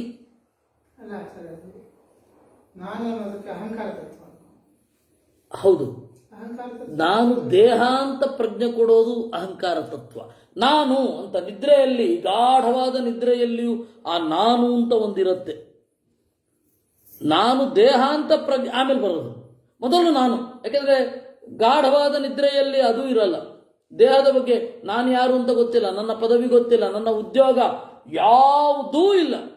ಆಗಲೂ ಒಂದು ನಾನು ಅಂತ ಇರುತ್ತೆ. ಆ ನಾನು ಮಹತ್ತತ್ವ ಅಂತ ಕರೀತಾರೆ, ವಿಜ್ಞಾನ ಅಂತ ಕರೀತಾರೆ. ಅದಕ್ಕೆ ಅಭಿಮಾನಿಗಳಿಬ್ಬರು, ಬ್ರಹ್ಮದೇವರು ಮತ್ತೆ ವಾಯುದೇವರು. ಅವ್ರು ಎಲ್ಲಿ ಕೆಲಸ ಮಾಡಬೇಕು? ಲಕ್ಷ್ಮಿಯ ಸಾನ್ನಿಧ್ಯದಲ್ಲಿ ಕೆಲಸ ಮಾಡಬೇಕು. ಲಕ್ಷ್ಮೀದೇವಿಗಿಂತ ಅವನು ದೊಡ್ಡವನು. ಹೀಗೆ ತಾರತಮ್ಯವನ್ನು ಹೊರಗಡೆ ಹುಡುಕೋದಲ್ಲ, ಒಳಗಡೆ ಉಂಟು ಅಂತಾರೆ. ಇದಾದ ಮೇಲೆ ಮನಸ್ಸಾದ್ಮೇಲೆ ಚಿತ್ತ ಮತ್ತೆ ಚೇತನ ಅಂತ ಎರಡು ಉಂಟಲ್ಲ, ಅದು ಮನಸ್ಸಿನ ಪ್ರಭೇದಗಳು. ಇಲ್ಲಿ ನೀವು ಯಾವ ರೀತಿ ಚಿಂತನೆ ಮಾಡಬೇಕು ಅಂತ, ಇದು ಒಳಗಡೆ ಹೋಗ್ತಾ ಭಾಗವತಾದಿಗಳಲ್ಲಿ ಇದನ್ನೇ ಬಿಡಿಸ್ತಾ ಹೋಗ್ತಾರೆ. ಅದರಿಂದಾಗಿ ಇಲ್ಲಿ ಇವಾಗ ನೀವು ಹೇಗೆ ಒಳಗಡೆಯಿಂದ ತಾರತಮ್ಯವನ್ನು ಚಿಂತನೆ ಮಾಡಬಹುದು ಅನ್ನಲಿಕ್ಕೆ ಕೃಷ್ಣ ಹೇಳುವಂಥದ್ದು. ಇದಾದ ಮೇಲೆ 4ನೆಯ ಅಧ್ಯಾಯದಲ್ಲಿ ಪರಂಪರೆಯನ್ನು ಹೇಳ್ತಾನೆ. ಹಾಗಾದ್ರೆ ಪಾಂಡವರ ಕಾಲದಲ್ಲಿ ಟೆಕ್ಸ್ಟಿನ ಏನು ಟೆಕ್ಸ್ಟ್ ಇತ್ತು? ಪಂಚರಾತ್ರ. ಇವಾಗ ನಮಗೆ ಮಹಾಭಾರತ ಟೆಕ್ಸ್ಟ್, ಪಾಂಡವರ ಜೀವಿತ ಕಾಲದಲ್ಲಿ ಮಹಾಭಾರತ ಟೆಕ್ಸ್ಟ್ ಅಲ್ವಾ? ಹಾಗಾದ್ರೆ ಅಲ್ಲಿ ಯಾವ ಟೆಕ್ಸ್ಟ್ ಇತ್ತು? ಪಂಚರಾತ್ರ ಅಂತಾರೆ. ನಾರಾಯಣ ಬರೆದದ್ದು ಪಂಚರಾತ್ರ. ಹೀಗೆ ಈ ಜ್ಞಾನವನ್ನು ಕೊಡಲಿಕ್ಕೆ ನಾನು ಅವಾಗವಾಗ ಬರ್ತೇನೆ. ನಿನಗೂ ನನಗೂ ಇರುವ ವ್ಯತ್ಯಾಸ ಇದು. ನಾನು ಜಗತ್ತನ್ನ ಯಾವಾಗಲೂ ತಿಳಿದಿದ್ದೇನೆ, ನೀನು ಯಾವಾಗಲೂ ತಿಳಿದಿಲ್ಲ, ಸ್ವಲ್ಪ ತಿಳಿದಿದ್ದಿ. ಬಹೂನಿಮೇ ವ್ಯತೀತಾನಿ ಜನ್ಮಾನಿ ತವಚ ಅರ್ಜುನ, ತಾನಿ ಅಹಂ ವೇದ ಸರ್ವಾಣಿ ನತ್ವಂ ವೇತ್ತ ಪರಂತಪ. ಹೀಗೆ ನನ್ನ ಕರ್ಮವನ್ನು ಅರ್ಥ ಮಾಡಿಕೊಳ್ಳಿಕ್ಕೆ ಇದೊಂದು ಸೂತ್ರ ಕೊಡ್ತೇನೆ ಅಂತಾನೆ ಕೃಷ್ಣ. ಕರ್ಮಣಿ ಅಕರ್ಮಯ ಪಶ್ಯೇತ್ ಅಕರ್ಮಣಿ ಚ ಕರ್ಮಯಃ ಸಬುದ್ಧಿಮಾನ್ ಮನುಷ್ಯೇಷು ಸಯುಕ್ತ ಕೃತ್ಸ್ನ ಕರ್ಮಕೃತ್. ಕರ್ಮದಲ್ಲಿ ಅಕರ್ಮವನ್ನು ತಿಳಿ. ಏನು ಮಾತನಾಡ್ತೇವೆ, ಏನು ರಿಯಾಕ್ಷನ್ ಇರುತ್ತೆ, ನಮ್ಮ ಯೋಚನೆಗೆ ಮೀರಿದ್ದು. ನೀರು ತಗೊಂಡ್ ಬಾ ಅಂತಂದ್ರೆ ಪಾತ್ರೆಯನ್ನು ತರ್ತಾನೆ. ನಾನು ಹೇಳಿದ್ದು ನೀರನ್ನು ಮಾತ್ರ, ಪಾತ್ರೆಯನ್ನ ಯಾಕೆ ಅಂತ ಇವನು ಕೇಳಲ್ಲ, ಅವನು ಹಾಗೆ ಯೋಚನೆ ಮಾಡಲ್ಲ. ಅದು ಹಿಂಗೆ ಬಂತು. ಹಾಗಾದ್ರೆ ಮಾತು, ಆ ಮಾತಿಗೆ ಆಗುವ ಅರ್ಥ ಅದೆಲ್ಲ ಯಾವುದೋ ಒಂದರಿಂದ ಕವರ್ಡ್ ಆಗಿ ಬರ್ತಾ ಇದೆ. ನಮಗೆ ಯೋಚನೆ ಕೂಡ ಮಾಡಲಿಕ್ಕೆ ಆಗಲ್ಲ. ತಗೊಂಡ್ ಬಾ ಅಂತ ತಗೊಂಬಂದ್ವಿ. ಎಷ್ಟೋ ಸಂಗತಿಗಳು ನಾವು ಇದನ್ನ ವೇಗವಾಗಿ ಗ್ರಹಿಸ್ತೇವೆ. ಈ ಗ್ರಹಣ ನಮಗೆ ಹೇಗೆ ಬರ್ತಾ ಹೋಯಿತು ಅಂತ ಯೋಚನೆ ಮಾಡಿದ್ರೆ ಆಶ್ಚರ್ಯ ಆಗುತ್ತೆ. ಅದಕ್ಕೆ ಕರ್ಮಣಿ, ನಾವು ಮಾಡ್ತಾ ಇರುವ ಕರ್ಮಗಳಲ್ಲಿ ಅಕರ್ಮ, ಜೀವನ ಎಫರ್ಟ್ ಇಲ್ಲ ಅನ್ನೋದನ್ನು ತಿಳ್ಕೊ. ಎಚ್ಚರದಲ್ಲಿ, ಎಷ್ಟೋ ಎಚ್ಚರದ ಕೆಲಸಗಳಲ್ಲಿ ಜೀವನ ಕರ್ಮ ಇಲ್ಲ ಅಂತ ತಿಳ್ಕೊ. ಕರ್ಮಣಿ ಅಕರ್ಮಯ ಪಶ್ಯೇತ್ ಅಕರ್ಮಣಿ ಚ ಕರ್ಮಯ. ನಿದ್ರೆ ಮಾಡ್ತಾ ಇರ್ತೇನೆ, ರಕ್ತದ ಹರಿತ, ನಾಡಿಯ ಬಡಿತ ಎಲ್ಲವೂ ಸಾಂಗವಾಗಿ ಆಗ್ತಾ ಇರುತ್ತೆ. ಇದರ ಅರ್ಥ ಏನು? ನಾವಂತೂ ಮಾಡ್ತಾ ಇಲ್ಲ, ಇನ್ಯಾರ್ದೋ ಇರಬೇಕು ಕರ್ಮ. ಹೀಗೆ ನನ್ನನ್ನು ತಿಳ್ಕೋ, ಅವನು ಬುದ್ಧಿವಂತ ಆಗ್ತಾನೆ. ದೇವರನ್ನ ಆರಾಧನೆ ಮಾಡುವ ಕ್ರಮ ಒಂದೇ ಅಲ್ಲ, ಹಲವಾರು ಯಜ್ಞಗಳಿದೆ. ಯಜ್ಞ ಅಂದರೆ ದೇವರ ಪೂಜೆ. ಪ್ರಾಣಾಯಾಮವೇ ಯಜ್ಞ, ಸ್ವಾಧ್ಯಾಯವೇ ಯಜ್ಞ. ಯಜ್ಞ ಎರಡು ತರಹ ಇದೆ, ದ್ರವ್ಯಮಯ ಯಜ್ಞ, ಜ್ಞಾನಮಯ ಯಜ್ಞ ಅಂತ. ಶ್ರೇಯಾನ್ ದ್ರವ್ಯಮಯಾದ್ಯಜ್ಞಾತ್ ಜ್ಞಾನಯಜ್ಞ ಪರಂತಪ. ದ್ರವ್ಯಮಯ ಯಜ್ಞಕ್ಕಿಂತ ಜ್ಞಾನಯ ಯಜ್ಞ ಬಹಳ ಶ್ರೇಷ್ಠ. ಯಾಕೆಂದ್ರೆ ಜ್ಞಾನಿ ನನಗೆ ಅತ್ಯಂತ ಪ್ರಿಯ. ಜ್ಞಾನಿಯ ಹತ್ತಿರ ಹೋಗು, ಚರ್ಚೆ ಮಾಡು, ತಿಳ್ಕೋ, ಅದು ನನಗೆ ಬಹಳ ಇಷ್ಟ ಆಗ್ತಿ ನೀನು ಅಂತ ದೇವರು ಹೇಳಿ ಸಂಶಯಗಳನ್ನು ಪರಿಹಾರ ಮಾಡಿಕೊಳ್ಳೋದು ಅಲ್ಲಿ. ಅದರಿಂದಾಗಿ ಸಜ್ಜನರ ಸಂಸರ್ಗ ಬೇಕು ಅಂತ ಹೇಳುವಲ್ಲಿಗೆ 4ನೆಯ ಅಧ್ಯಾಯ. ಆಮೇಲೆ ಸನ್ಯಾಸ ಅಂದ್ರೆ ಏನು ಅಂತ ನಿರೂಪಣೆ ಮಾಡ್ತಾ, ದೇವರಲ್ಲಿ ಎಲ್ಲವನ್ನು ಒಪ್ಪಿಸುವುದೇ ಸನ್ಯಾಸ. ದೇವರು ಯಾರಿಗೂ ಕೂಡ ತನ್ನ ಕರ್ತೃತ್ವವನ್ನ, ಕರ್ಮವನ್ನ ಕೊಡುವುದಿಲ್ಲ. ದೇವರನ್ನ ಚಿಂತನೆ ಮಾಡ್ತಾ ಒಳಗಡೆಯ ಸುಖ ಉಕ್ಕಿ ಬರುತ್ತೆ. ಆ ತರಹದ ಸುಖವನ್ನು ಕೊಡುವವ ನಾನು, ನಿಜವಾದ ಗೆಳೆಯ ಅಂದರೆ ದೇವರು ಅಂತ ಚಿಂತಿಸು ಅಂತ ಧ್ಯಾನದ ಪ್ರಕ್ರಿಯೆಗೆ ಬರ್ತಾನೆ ಅನ್ನುವಲ್ಲಿಗೆ 5ನೆಯ ಅಧ್ಯಾಯ ಮುಗಿಯುತ್ತೆ. 6ನೆಯ ಅಧ್ಯಾಯದಲ್ಲಿ ಈ ಹೊರಗಡೆಯ ಕ್ರಿಯೆಯೆಲ್ಲ ದೇವರಿಗಾಗಿ ಸಲ್ಲಬೇಕು ಅಂತ. ಅದಕ್ಕೆ ಅವನು ತನ್ನ ಗೆಳೆಯರನ್ನು ಹೇಗೆ ಕಾಣಬೇಕು, ಮಿತ್ರರನ್ನು ಹೇಗೆ ಕಾಣಬೇಕು. ಸುಹೃತ್ ಅಂತಂದರೆ ಉಪಕಾರವನ್ನು ಬಯಸದೇನೆ ಉಪಕಾರ ಮಾಡುವವ. ನೀವು ನನಗೆ ಕಷ್ಟ ಕಾಲದಲ್ಲಿ ಆಗಬೇಕು ಅನ್ನೋದನ್ನು ಬಯಸದೇನೆ ಈಗ ಉಪಕಾರ ಮಾಡ್ತಾನೆ, ಇದು ಸುಹೃತ್. ಮಿತ್ರ ಅಂದರೆ ಇದನ್ನು ಬಯಸ್ತಾನೆ. ನೋಡು, ಅವತ್ತು ನಾನು ಮಾಡಿದ್ದೆ, ಇವತ್ತು ನೀನು ಮಾಡಬೇಕು ಅಂತ, ಇದು ಮಿತ್ರ. ಅರಿ ಶತ್ರು, ಉದಾಸೀನ, ನೀನು ಹೇಗಿರ್ತೀಯೋ ಹಾಗಿರ್ತಾನೆ. ಮಧ್ಯಸ್ಥ, ಯಾಕೆ ತಲೆನೇ ಕೆಡಿಸ್ಕೊಳ್ಳೋಲ್ಲ. ಬಂಧು, ಎಲ್ಲರಲ್ಲಿಯೂ ಕೂಡ ದೇವರು ನೆಲೆಗೊಂಡು ಈ ಪರಿಸರಕ್ಕೆ ತಕ್ಕ ಹಾಗೆ ನಮಗೆ ಇವರನ್ನೆಲ್ಲ ಕೊಟ್ಟಿದ್ದಾನೆ. ಶಾಶ್ವತವಾದ ದ್ವೇಷ ಯಾರಲ್ಲೂ ಇಲ್ಲ ಅಂತ, ಶಾಶ್ವತವಾದ ಮೈತ್ರಿಯೂ ಯಾರಲ್ಲೂ ಇಲ್ಲ. ಮುಂದಿನ ಜನ್ಮ ತಳೆದು ಬಂದರೆ ಗೊತ್ತಾಗೋದೇನಿಲ್ಲ. ಹಿಂದಿನ ಜನ್ಮದಲ್ಲಿ ನನ್ನ ಗೆಳೆಯನಾಗಿದ್ದೆ ನೀನು ಅಂತ ಗೊತ್ತಿರಲ್ಲ. ಗೊತ್ತಾದರೆ ಸಂತೋಷವೇ, ಗೊತ್ತಾಗಬಾರದು ಅಂತೇನು ಹೇಳ್ತಾ ಇಲ್ಲ. ಆದರೆ ಇವನಿಗೆ ನಂಬಿಕೆ ಬರಬೇಕಲ್ಲ, ಎದುರುಗಡೆ ಇರೋನಿಗೆ, ಅವನಿಗೂ ಅದೇ ಜ್ಞಾನ ಇರಬೇಕಾಗತ್ತೆ. ಇದು ದೇವರು ಮಾಡಿಸ್ತಾ ಇರೋದು ಅಂತ ಹೇಳಿ ನಾವು ಇದ್ದಾಗ ಮನಸ್ಸಿನ ಅನೇಕ ಸಮಸ್ಯೆಗಳು, ಉದ್ವೇಗಗಳೆಲ್ಲ ಕಡಿಮೆ ಆಗತ್ತೆ. ತಟಸ್ಥವಾಗಿರ್ತಾನೆ. ಸುಖ ಇರೋದಲ್ಲೇ, ಇದನ್ನು ಹೆಚ್ಚು ಹಚ್ಚಿಕೊಳ್ಳದಿದ್ದಾಗ. ಇಲ್ಲ ಅಂದರೆ ಅದು ಕಾಡಿ ಕಾಡಿ ಕಾಡಿ ಪ್ರತಿಯೊಬ್ಬರ ಬಗ್ಗೆಯೂ ಕೂಡ ದೋಷವನ್ನೇ ಚಿಂತಿಸಿ ಸಂಕಟವಾಗಿ ದೇಹದ ಅನಾರೋಗ್ಯಕ್ಕೂ ಕಾರಣ ಆಗಿಬಿಡುತ್ತೆ ಕೆಲವೊಮ್ಮೆ. ಅದರಿಂದ ಮನಸ್ಸನ್ನು ಸಾಧ್ಯವಾದಷ್ಟು ನಿರ್ಲಿಪ್ತವಾಗಿಸಿಕೊ. ಹಾಗಂತ ಹೇಳಿ ಪ್ರೀತಿಸಿದವರಿಗೂ ನಿರ್ಲಿಪ್ತಿ ಅಂತ ಬೇಡ. ಪ್ರೀತಿಸಿದವರನ್ನು ಹಚ್ಚಿಕೊ, ದ್ವೇಷಗಳ ಬಗ್ಗೆ ತಲೆ ಕೆಡಿಸ್ಕೊಳ್ಬೇಡ ಅಷ್ಟೇ. ಅವರಿರೋದೇ ಹಾಗೆ ಅಂದ್ಬಿಟ್ಬಿಡು. ಹೀಗೆ ದೇವರನ್ನ ಚಿಂತನೆ ಮಾಡ್ತಾ, ಧ್ಯಾನ ಮಾಡ್ತಾ ನೀನು ಶುರು ಮಾಡಿದರೆ ಸಾಕು, ಇನ್ಯಾವಾಗಲೋ ಒಮ್ಮೆ ಪೂರ್ವಜನ್ಮದ ಸ್ಮರಣೆ ಬರುತ್ತೆ. ಚಿಂತನೆ ಮಾಡ್ತಾ ಇದ್ರೆ ಆಯಿತು ಅಂತ ಈ ದಾರಿಯಲ್ಲಿ ಒಂದು ಬಾರಿ ಹೆಜ್ಜೆ ಇಟ್ಟು ನಿರಂತರವಾಗಿ ದೇವರನ್ನ ನಿನ್ನ ಅರಿವು ಕೊಡು ಅಂತ ಇದ್ರೆ ಮುಂದಿನ ಜನ್ಮಕ್ಕೂ ಅದು ಮುಂದುವರಿಯುತ್ತೆ. ಸಜ್ಜನರ ಸಂಸರ್ಗದಲ್ಲಿ ಇರ್ತೇವೆ ಅನ್ನುವಲ್ಲಿಗೆ 6ನೆಯ ಅಧ್ಯಾಯ ಮುಗಿಯುತ್ತೆ. 7ನೆಯ ಅಧ್ಯಾಯದಲ್ಲಿ ನನ್ನ ಸೃಷ್ಟಿ ಹೇಗೆ, ಜಗತ್ತಿನ ಪದಾರ್ಥಗಳಲ್ಲಿ ನಾನು ಯಾವ ರೀತಿ ನೆಲೆಗೊಂಡಿದ್ದೇನೆ, ನನ್ನನ್ನು 4 ತರಹ ಬಂದು ಸೇರ್ಕೊಳ್ತಾರೆ. ಚತುರ್ವಿಧ ಭಜಂತೆ ಮಾಂ ಜನಾ ಸುಕೃತಿನೋರ್ಜುನ. ಆರ್ತಃ, ನೊಂದವ. ಜಿಜ್ಞಾಸು, ನನ್ನ ಬಗ್ಗೆ ತಿಳಿಯಲು ಬಯಸಿದವ. ಅರ್ಥಾರ್ಥಿ, ಯಾವುದೋ ಲಾಭದಿಂದ ನನ್ನನ್ನು ಸೇರಿಕೊಂಡವ. ಜ್ಞಾನಿ.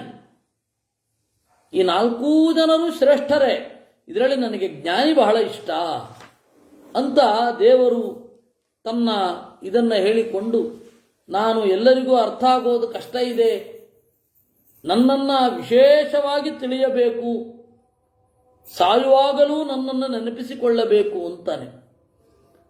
ಅಲ್ಲಿಗೆ 7ನೆಯ ಅಧ್ಯಾಯ ಮುಗಿಯುತ್ತೆ. 8ನೇ ಅಧ್ಯಾಯ ಅಲ್ಲಿಂದ ಶುರು ಆಗುತ್ತೆ. ಸಾಯುವಾಗ ನಿನ್ನನ್ನು ಹೇಗೆ ಚಿಂತನೆ ಮಾಡಬೇಕು ಅಂತ. ಸಾಯುವಾಗ ನನ್ನ ಗುಣಗಳನ್ನು ಚಿಂತನೆ ಮಾಡಬೇಕು. ಸಾಯುವಾಗ ಸ್ಮರಣೆ ಬರೋದು ಕಷ್ಟವೇ, ಪ್ರಯತ್ನ ಅಂತೂ ಪಡಬೇಕು. ಯಾವ ಜನ್ಮದಲ್ಲಾಗುತ್ತೋ ಗೊತ್ತಿಲ್ಲ. ಆದರೆ ಆ ಪ್ರಯತ್ನ ಮಾಡಿದಾಗ ದೇವರು ಕೈ ಬಿಡೋದಿಲ್ಲ. ಪ್ರಯತ್ನಕ್ಕೂ ಫಲ ಉಂಟು.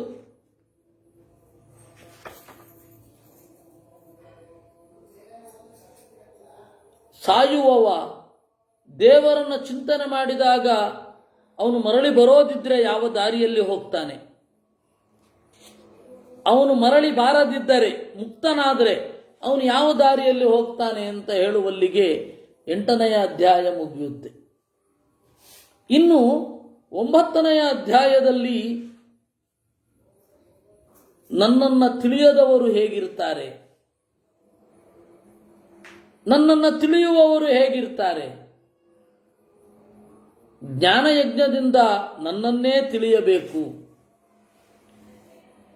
ಈ ಲೋಕದಲ್ಲಿ ಪೂಜೆ ಅರ್ಪಣೆ ಅನ್ನೋದು ಹೇಗಿರುತ್ತೆ,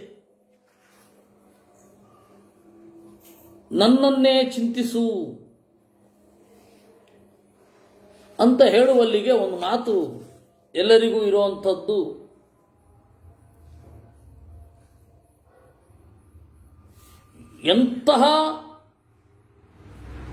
ಎಂತಹವರಿಗೂ ನಾನು ಒಳ್ಳೆಯದನ್ನು ಮಾಡ್ತೇನೆ. ಸ್ತ್ರೀಯೋ ವೈಶ್ಯಾಸ್ತಥಾ ಶೂದ್ರಾಹ ತೇಪಿ ಯಾಂತಿ ಪರಾಂ ಗತಿಂ ಕಿಂ ಪುನರ್ಬ್ರಾಹ್ಮಣ ಪುಣ್ಯಾಹ ಶುದ್ಧ ರಾಜರ್ಷ ಭಕ್ತ ರಾಜರ್ಷಯಸ್ತಥಾ. ಹೆಣ್ಣು ಮಕ್ಕಳು, ಸ್ತ್ರೀಯರು, ವೈಶ್ಯರು, ಶೂದ್ರರು, ಪಾಪಯೋನಿಗಳು ಇವರು ಹೊಂದಿದ್ರೇನೆ ನಾನು ಕೊಡ್ತೇನೆ, ಇನ್ನು ಬ್ರಾಹ್ಮಣರು ನನ್ನನ್ನು ಭಜನೆ ಮಾಡಿದರೆ ಕೊಡಲ್ವೇ ಅಂತ ಎಲ್ಲರ ಆಕ್ರೋಶಕ್ಕೆ ಕಾರಣವಾದ ಶ್ಲೋಕ ಇದು. ಇದಕ್ಕೆ ಶಂಕರರೆಲ್ಲ ಹಾಗೆ ಅರ್ಥ ಬರೆದಿದ್ದಾರೆ. ಇನ್ನು ಕೆಲವೊಬ್ರು ಮತದಲ್ಲಿ ಉಂಟು, ನಿಮಗೆ ಕೇಳಿದ್ರೆ ಗಾಬರಿ ಆಗುತ್ತೆ, ಹೆಣ್ಣು ಮಕ್ಕಳಿಗೆ ಮೋಕ್ಷ ಇಲ್ಲ ಅಂತ. ಮಧ್ವಾಚಾರ್ಯರು ಹೇಳಿದ್ರು ಅದು ಹಾಗಲ್ಲ ಮಾರ್ಯಾರೆ ಅರ್ಥ. ಪಾಪಯೋನಯ ಅಂತ ಹೇಳಿದ್ರೆ ಕೆಟ್ಟ ಕರ್ಮದಿಂದ ಹೆಣ್ಣು ಜನ್ಮವನ್ನು ಪಡೆದವರು ಅಂತ ಒಂದಿರುತ್ತೆ. ಒಳ್ಳೆಯವರಿಲ್ಲ ಅಂತಲ್ಲ ಅದಕ್ಕರ್ಥ, ಇಂಥವರೂ ಇದ್ದಾರೆ ಅಂತ. ಏನದು?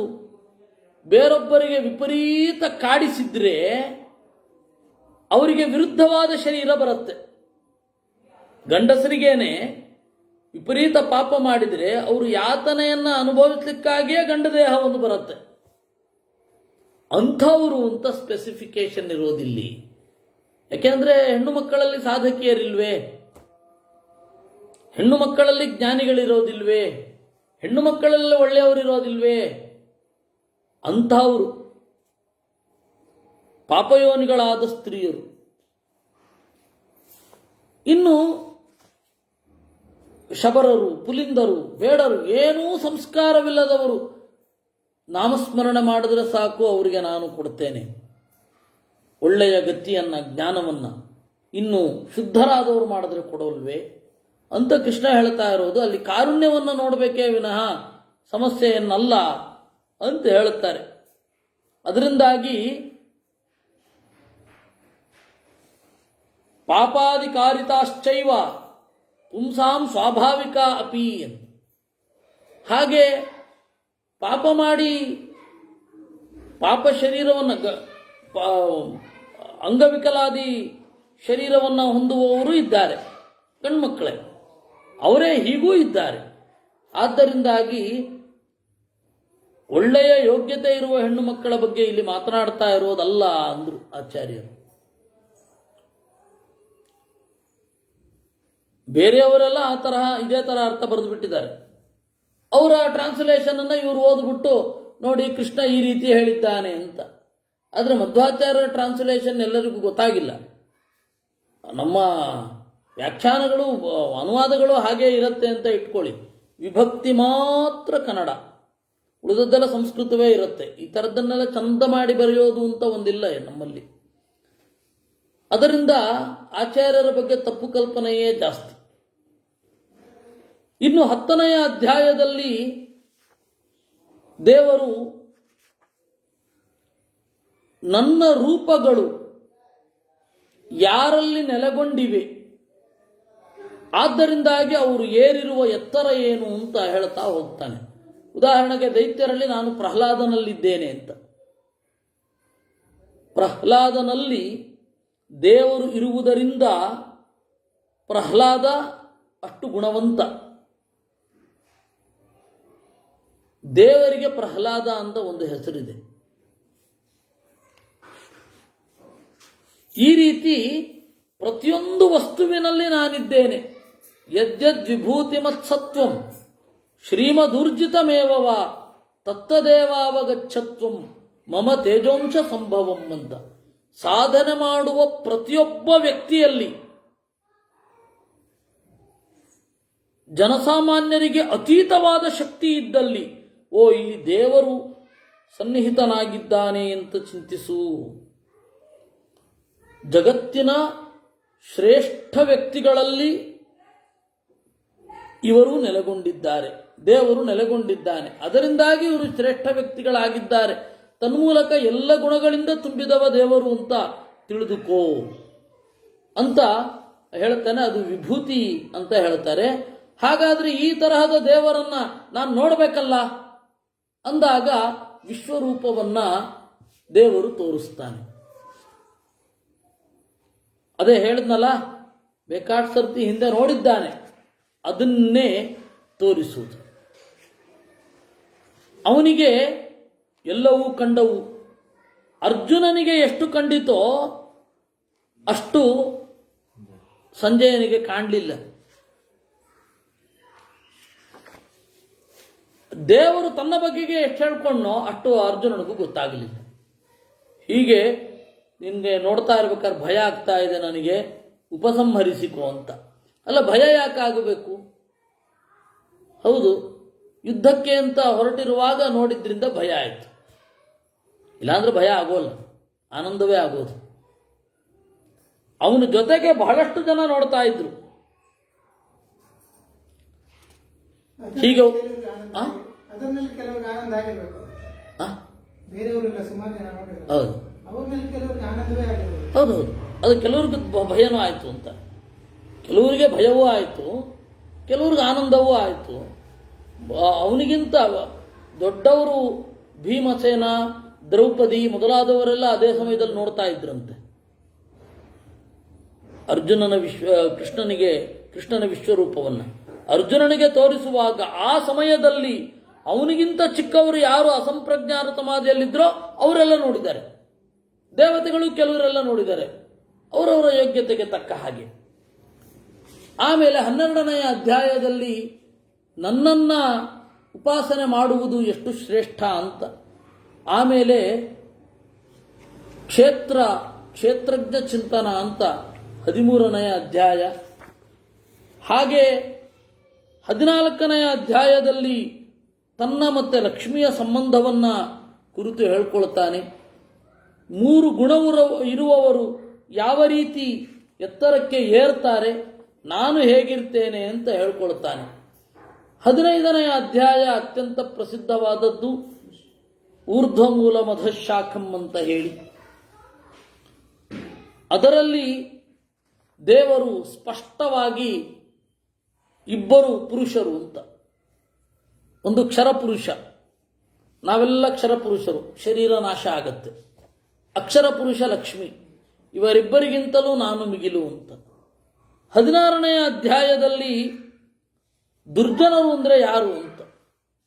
ತತ್ವಶಾಸ್ತ್ರದ ಪ್ರಮುಖವಾದ ಸಮಸ್ಯೆ ಪ್ರಾಬ್ಲಮ್ ಆಫ್ ಈವಿಲ್ ಅಂತ. ಕೇಡು ಎಲ್ಲಿಂದ ಬರುತ್ತೆ, ಕೆಟ್ಟದ್ದು ಅಂದರೆ ಏನು, ಕೆಡುಕರು ಅಂದರೆ ಏನು ಲಕ್ಷಣ, ಕೆಡುಕರು ಯಾಕೆ ಹಾಗಿರ್ತಾರೆ? ಬಹಳಷ್ಟು ಜನರಲ್ಲಿ ಉತ್ತರ ಇಲ್ಲ. ಕೆಟ್ಟವರು ಅಂದರೆ ಯಾರು ಅಂತ. ಕೆಟ್ಟವರು ಅಂದರೆ ಯಾರು, ಯಾಕೆ, ಅದನ್ನ ಕೃಷ್ಣ ಇಲ್ಲಿ ಸ್ಪಷ್ಟಪಡಿಸ್ತಾನೆ. ಇದನ್ನ ನೀವು ಎಲ್ಲಿ ಅಬ್ರಾಮಿಕ್ ರಿಲಿಜನ್ ಆಗಲಿ ಅಥವಾ ಬೇರೆ ಯಾರೇ ಆಗಲಿ, ಕೆಟ್ಟವರು ಅಂದರೆ ಏನು, ಕೆಡುಕು ಅಂದರೆ ಏನು ಅಂತ ಅನ್ನೋದಕ್ಕೆ ಉತ್ತರ ಸಿಗೋದೇ ಇಲ್ಲ. ನೀವು ಬೇಕಾದ್ರೆ ನೋಡ್ಕೊಂಡು ಬನ್ನಿ. ವಿಶ್ವಸಂಸ್ಥೆಯವರೇ ಕೆಟ್ಟದ್ದು ಏನು ಅಂತ ಹೇಳಿ ಸ್ಪಷ್ಟವಾಗಿ ಡಿಫೈನ್ ಮಾಡಿಲ್ಲ. ಈ ಮಾನವ ಹಕ್ಕು ಆಯೋಗ ಅವರು ಇವರೆಲ್ಲ ಹ್ಯೂಮನ್ ರೈಟ್ಸ್ ಕಮಿಷನ್ ಇದಾರಲ್ಲ, ಅವ್ರಿಗಂತೂ ತಲೆ ಬುಡ ಗೊತ್ತಾಗಿಲ್ಲ ಕೆಟ್ಟದು ಅಂದ್ರೇನು ಒಳ್ಳೇದು ಅಂದ್ರೇನು ಅಂತ. ನಾವು ಆಚಾರ್ಯರ ಪ್ರಕಾರ ಬಹಳ ಚೆನ್ನಾಗಿ ಹೇಳಬಹುದಿತ್ತು, ಆದರೆ ನಮಗೆ ಆ ದೊಡ್ಡ ಗಂಟ್ಲಿಲ್ಲ. ಯಾವುದು ಕೆಟ್ಟದು ಅಂದರೆ ಅಂತ ಹೇಳಿ ಕೃಷ್ಣ ಇಲ್ಲಿ ನಿರೂಪಣೆ ಮಾಡಿದ್ದನ್ನ ಮಧ್ವಾಚಾರ್ಯರು ನಿರೂಪಣೆ ಮಾಡ್ತಾ ಒಂದು ಮಾತು ಅಂತಾರೆ, ಜಗಚ್ಚಕ್ರವನ್ನ ಅವರು ಗಮನಿಸುವುದಿಲ್ಲ.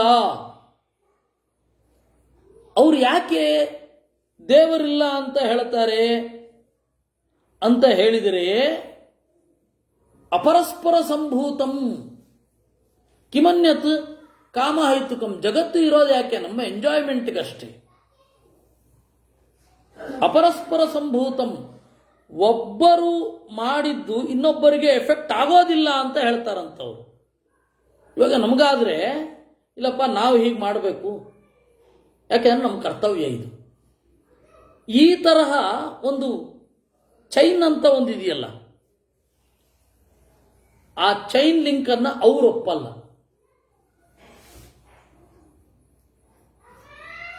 ಆದ್ದರಿಂದಾಗಿ ಕಿಮನ್ಯತ್, ಜಗತ್ತಿರೋದು ಯಾಕೆ? ಕಾಮಹೈತುಕಂ, ನಮ್ಮ ಬಯಕೆಯನ್ನು ತೀರಿಸ್ಕೊಳ್ಳಿಕ್ಕಿದೆ ಅಷ್ಟೇ. ಅದಕ್ಕೆ ಇನ್ನೇನು ಕೃತ್ಯವೇ ಇಲ್ಲ ಅಂತ ಹೇಳಿಬಿಡ್ತಾರೆ. ಈ ಒಂದು ಸೆಲ್ಫ್ ಸೆಂಟರ್ಡ್ನೆಸ್ ಅಂತ ಅನ್ಕೊಂಡಿದಾರಲ್ಲ, ಅಲ್ಲಿಂದ ದುಷ್ಟತನ ಶುರು ಅಂತ. ಈ ಜಗತ್ತಿನ ಕೇಂದ್ರ ಬಿಂದು ಯಾರು ಅಂತ ಚಿಂತನೆ ಮಾಡುವುದರಿಂದ ಅದರಲ್ಲಿರೋ ಡಿಫರೆನ್ಸಿನಿಂದಾಗಿ ಒಳ್ಳೆಯದು ಯಾವುದು ಕೆಟ್ಟದ್ದು ಯಾವುದು ಅಂತ ಹೇಳಿ ನಾವು ವಿಭಾಗಿಸಬಹುದು ಅಂತ ನಿರೂಪಣೆ ಮಾಡ್ತಾರೆ. ಇದಾದ ಮೇಲೆ 17ನೆಯ ಅಧ್ಯಾಯ ಆಹಾರದ ಬಗ್ಗೆ ಹೇಳ್ತಾರೆ, ಯಾವುದು ಏನು ಅಂತ. ಯಾವ ಆಹಾರ ನಮಗೆ ಪೂರಕ, ಧ್ಯಾನ ಮೊದಲಾದವುಗಳಿಗೆ, ಯಾವ ಆಹಾರ ಪೂರಕ ಅಲ್ಲ, ಹಾಗೆ ಹೇಳ್ತಾ ಹೋಗ್ತಾರೆ. ಅದನ್ನು ನಾವು ಈ ಆಹಾರ ಅಂತ ಹೇಳಿ ಬರಲ್ಲ, ಅದು ಅವನು ನೋಡ್ಕೊಳ್ಬೇಕು. ಅವನ ದೇಹದ ಪರಿಸ್ಥಿತಿಯನ್ನ ನೋಡ್ಕೊಳ್ಬೇಕು. ಅದೇ ಅದೇ ಅದೇ ನಿಷಿದ್ಧ ಆ ಥರ ಇಷ್ಟೇನು ಕೊಡಲ್ಲ. ನಿಷಿದ್ಧ ಆಹಾರ ಅಂದರೆ ಅದು ನಮಗೆ ಯಾವ ರೀತಿ ಎಫೆಕ್ಟ್ ಆಗತ್ತೆ ಅನ್ನೋದ್ರ ಮೇಲೆ ಡಿಪೆಂಡ್. ಅದರಿಂದಾಗಿ ಇದು ನಿಷಿದ್ಧ ಅಲ್ಲ ಅಂತ ಹೇಳಲ್ಲ. ಯಾಕೆಂದರೆ ಎಷ್ಟೋ ಪದಾರ್ಥಗಳು ಎಲ್ಲೆಲ್ಲಿಂದಲೋ ಬಂದದ್ದನ್ನು ಒಪ್ಕೊಂಡಿದ್ದೇವೆ. ಇವಾಗ ಮೆಕ್ಸಿಕನ್ ಚಿಲ್ಲಿ ನಮ್ದು ಅಲ್ವೇ ಅಲ್ಲ, ನಾವಿವತ್ತು ಅದನ್ನು ಒಪ್ಕೊಂಡಿದ್ದೀವಿ. ಸಾತ್ವಿಕ ಆಹಾರ ಅಂತ ನಾವು ಪರಿಗಣಿಸ್ತೇವೆ. ಸಾತ್ವಿಕ ಆಹಾರ ಅಂದರೆ ಮಡಿಗೆ ಬರುತ್ತೆ ಅಂತ ಅನ್ನುವ ದೃಷ್ಟಿ. ಆದರೆ ಅದು ನಮ್ಮ ದೇಶದ್ದೇ ಅಲ್ಲ, ಅದನ್ನು ಒಪ್ಕೊಂಡಿದ್ದೀವಿ. ಹಾಗೆ ಅದನ್ನೆಲ್ಲ ಹೇಳಲ್ಲ. ಯಾಕೆಂದರೆ ಈ ದೇಶದಿಂದಲೇ ಹೋಗಿರುತ್ತೆ ಮತ್ತೆ ಈ ದೇಶಕ್ಕೆ ಮರಳಿ ಬರುತ್ತೆ. ಅದೇನು ಹೇಳಲಿಕ್ಕೇನಿಲ್ಲ. ನಿಮಗೆ ಎಷ್ಟು ಕಡೆ ಆಹಾರದ ಸಾತ್ವಿಕತೆಯ ಬಗ್ಗೆ ಹೇಳ್ತಾರೆ, ರಾಜಸತ್ವದ ಬಗ್ಗೆ ಹೇಳ್ತಾರೆ, ತಾಮಸತ್ವದ ಬಗ್ಗೆ ಹೇಳ್ತಾರೆ. ಅಲ್ಲಿ ಎಲ್ಲಿಯೂ ತರಕಾರಿಗಳನ್ನು ಸ್ಪೆಸಿಫೈ ಮಾಡಲ್ಲ, ಆಹಾರ ಪದಾರ್ಥಗಳನ್ನು ಸ್ಪೆಸಿಫೈ ಮಾಡಲ್ಲ. ಯಾಕೆಂದರೆ ಸಾತ್ವಿಕ ಆಹಾರ ಅಂತ ಅಂದುಕೊಂಡದ್ದು ಕೂಡ 2 ದಿವಸ ಕೆಟ್ಟ, 2 ದಿವಸ ಹಾಗೆ ಇಟ್ಟ ಮೇಲೆ ಕೆಟ್ಟದ ಹಾಗೆ ಆಗತ್ತೆ ಅಲ್ವೇ? ಅದರಿಂದಾಗಿ ಅವರು ಆ ರೀತಿ ಹೇಳಲ್ಲ. ಆಮೇಲೆ ದಾನದ ಬಗ್ಗೆ, ಎಲ್ಲದರ ಬಗ್ಗೆನೂ, ಯಾಜ್ಞದ ಬಗ್ಗೆ, ಎಲ್ಲದರ ಬಗ್ಗೆ ನಿರೂಪಣೆ ಮಾಡ್ತಾ ಹೋಗ್ತಾರೆ. ಒಳ್ಳೆಯದು ಯಾವುದು, ಕೆಟ್ಟದ್ದು ಯಾವುದು, ಮಧ್ಯಮವಾದದ್ದು ಯಾವುದು ಅಂತ. ಮತ್ತೆ 18ನೇ ಅಧ್ಯಾಯದಲ್ಲಿ ಎಲ್ಲವನ್ನ ಸಮಪ್ ಮಾಡ್ತಾರೆ. ಹೀಗೆ ಹೇಳಿ ಕಡೆಗೆ ಇದನ್ನ ನೀವು ಅಧ್ಯಯನ ಮಾಡಬೇಕು. ಇದನ್ನು ಅಧ್ಯಯನ ಮಾಡಿದ್ರೆ ಅಧ್ಯೇಶ್ಯತೆ ಯ ಇಮಂ ಧರ್ಮ್ಯಂ ಸಂವಾದಮಾವಯೋ ಜ್ಞಾನಯಜ್ಞೇನ ತೇನಾಹಂ ಇಷ್ಟಸ್ಯಾಮಿತಿ ಮೇ ಮತಿ. ಈ ಒಂದು ನನ್ನ ಮತ್ತೆ ನಿನ್ನ ಸಂವಾದವನ್ನ ಯಾರು ಅಧ್ಯಯನ ಮಾಡ್ತಾರೆ ಅದೇ ಜ್ಞಾನಯಜ್ಞ ಅಂತ. ಅಷ್ಟು ಗೀತೆಯ ಪ್ರಾಮುಖ್ಯ. ಮಹಾಭಾರತದ ಇಡೀ ಬಗ್ಗೆ ತಿಳ್ಕೊಳ್ಬೇಕು. ಮಹಾಭಾರತದ ಬಗ್ಗೆ ತಿಳ್ಕೊಂಡಾಗ ಗೀತೆ ಎಷ್ಟು ಏನೇನು ಹೇಳುತ್ತೆ. ಮಹಾಭಾರತದ ನಿರ್ಣಯವೇ ಗೀತೆಯಲ್ಲಿ ಇರೋದು. ಆಗ ಅವನು ಸಂತೋಷದಿಂದ ಆಯಿತು ನಾನು ಹೇಳ್ತೇನೆ ಅಂತ ಹೇಳ್ತಾನೆ. ಅರ್ಜುನ ಹೀಗೆ ಎದ್ದ ಅನ್ನುವಲ್ಲಿಗೆ ಗೀತೆಯ ಚಿಂತನೆ ಮುಗಿಯುತ್ತೆ. ಗೀತಾ ತಾತ್ಪರ್ಯ ಮತ್ತು ಗೀತಾ ಭಾಷ್ಯ ಬಹಳ ಯುನೀಕ್ ಆದ ಒಂದು ಗ್ರಂಥ. ಗೀತಾ 2 ಗ್ರಂಥ ಬರೆದಿದ್ದಾರೆ ಆಚಾರ್ಯರು, ಗೀತಾ ಭಾಷ್ಯ ಮತ್ತು ಗೀತಾ ತಾತ್ಪರ್ಯ. ಅದರ ಆಳ ಬಹಳ ಅಗಾಧವಾಗಿದೆ. ಅದನ್ನು ಚಿಂತನೆ ಮಾಡುವಂತಹ ಬುದ್ಧಿಯನ್ನು ದೇವರು ಕೊಡಲಿ ಅಂತ. ಮತ್ತು ನಾಳೆ ಈ ಮಹಾಭಾರತದ ಘಟನೆಗಳ ಚಿಂತನೆಗೆ ಪೂರಕವಾದ ಗ್ರಂಥ ಮತ್ತೆ ಉಳಿದದ್ದನ್ನು ನೋಡೋಣ. ಕೃಷ್ಣಾರ್ಪಣ. ಇವತ್ತು ಇದು ಸೋಮವಾರ ಅಲ್ವಾ? ಶುಕ್ರವಾರ ತನಕ ಇದೆ ಅಲ್ವಾ? ಕೃಷ್ಣಾರ್ಪಣ.